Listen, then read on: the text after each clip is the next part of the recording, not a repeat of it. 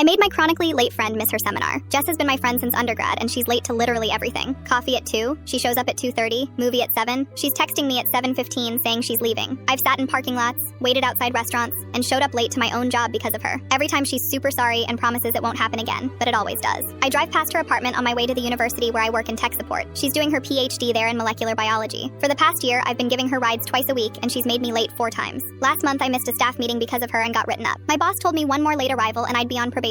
So when Jess asked for a ride on Tuesday for her seminar, I laid it out. 8 a.m. exactly, or I'm gone. She laughed like I was being dramatic, but I didn't smile. I told her about the write-up and said my job was on the line. She got quiet and promised she'd be ready. She even texted me a screenshot of her 3 alarms. Tuesday morning, I pulled up at 7:55 and texted her. She replied immediately saying, "Coming now." At exactly 8, I stared at her door. Nothing. No text explaining anything. At 8:01, I sat there for 5 seconds, deciding if I was really doing this. Then I left because I told her exactly what would happen, and I was done being pushed around. My hands shook on the wheel. I felt bad, but also like I'd finally stood up for myself. At 8:20, she called. "Where are you?" she asked, her voice tight. I told her I was at work, that I meant it. She started talking fast, saying she just needed 5 more minutes, that something came up, that she was ready now, and could I please come back. Her seminar started at 9, and she'd already rescheduled once. If she missed it again, she'd have to wait until next semester. But she didn't say what came up, just something came up, which is what she always says. Traffic. Alarm didn't go off, couldn't find her keys. Something always comes up with Jess. So I said no. I could have turned around, but I was tired of this conversation. She started crying, breathing all choppy, begging me to understand that today was different. The never be late again line was what got me because I'd heard it 15 times. I said, "Oh well," and hung up. I figured she'd get an Uber. But at noon, another PhD student texted asking if I'd heard what happened. Jess never showed to her seminar. The professor waited 15 minutes, then started without her. She'd have to reapply next semester, and it could mess with her funding. I felt bad, but thought maybe she needed real consequences for once.